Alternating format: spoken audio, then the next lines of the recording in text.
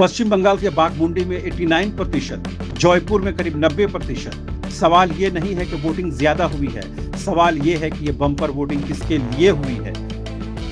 क्या ये लहर नए चेहरे की है या फिर जनता ने फिर से भरोसा जताया है पुरानी और स्थापित पार्टियों पर। और सबसे बड़ा सवाल, क्या यह हाई वोटिंग जयराम कुमार महतो की पार्टी जेएलकेएम को बम्पर राजनीति में एंट्री दिलाने वाली है या सिर्फ एक हाइप बनकर रह जाएगी।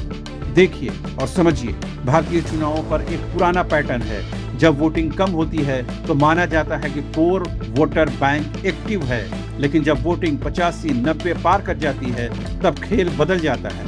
ऐसी बम्पर वोटिंग अक्सर दो संकेत देती है, जनता में गुस्सा है, बदलाव चाहती है, या फिर जनता मजबूती देना चाहती है स्थिरता के लिए। अब सवाल, बाघमुंडी या जौनपुर में कौन सा फैक्टर काम कर रहा है। जयराम कुमार महतो झारखंड की राजनीति में एक उभरता चेहरा है। जयराम कुमार महतो झारखंड की राजनीति में एक उभरता चेहरा है और अब पश्चिम बंगाल में एंट्री हुई है। जेएलकेएम का दावा है स्थानीय मुद्दे, आदिवासी और ग्रामीण वोट पर पकड़, सिस्टम के खिलाफ नैरेटिव। लेकिन सवाल ये है, क्या सिर्फ नैरेटिव से चुनाव जीते जाते हैं। बंगाल की राजनीति कोई खाली मैदान नहीं है। यहाँ पहले से मजबूत जमीनी नेटवर्क बूथ लेवल तक है और यहीं पर जयराम कुमार महतो की पार्टी की सबसे बड़ी चुनौती है संगठन बनाम भावना। स्थापित पार्टियों की ताकत। अब बात करते हैं असली खिलाड़ियों की।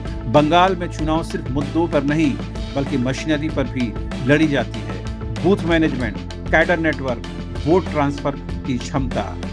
जब 90% वोटिंग होती है, इसका मतलब है कि हर पार्टी अपने वोटर को बूथ तक खींच लाई है और यहाँ पर स्थापित पार्टियां, चाहे वो सत्ताधारी हो या विपक्ष, उनका पलड़ा भारी ही हो जाता है क्योंकि उनके पास सिस्टम है और जेएलकेएम अभी सिस्टम नहीं, संदेश है। बम्पर वोटिंग किसके पक्ष में है? तो क्या यह हाई वोटिंग जेएलकेएम के पक्ष में गई है? अगर वोटिंग एंटी इनकम्बेंसी के कारण बढ़ी है तो जेएलकेएम को फायदा मिल सकता है, लेकिन अगर वोटिंग मोबिलाइजेशन के कारण बढ़ी है तो फायदा स्थापित पार्टियों को ही जाएगा।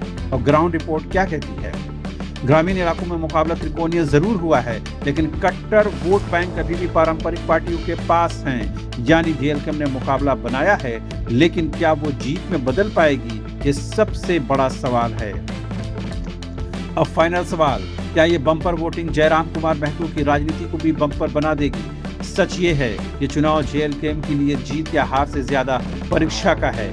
अगर अच्छा वोट शेयर आता है तो जयराम बंगाल में भी फैक्टर बन जाएंगे, लेकिन अगर वोट बिखर गया तो ये एक्सपेरिमेंट यहीं पर खत्म हो सकता है। इसलिए याद रखिए, ये सिर्फ 2 सीटों का चुनाव नहीं है, ये एक नए राजनीतिक प्रयोग की अग्नि परीक्षा है और इसका रिजल्ट तय करेगा क्या जयराम कुमार महतो रीजनल लीडर बनेंगे या क्रॉस स्टेट पॉलिटिकल प्लेयर बनेंगे।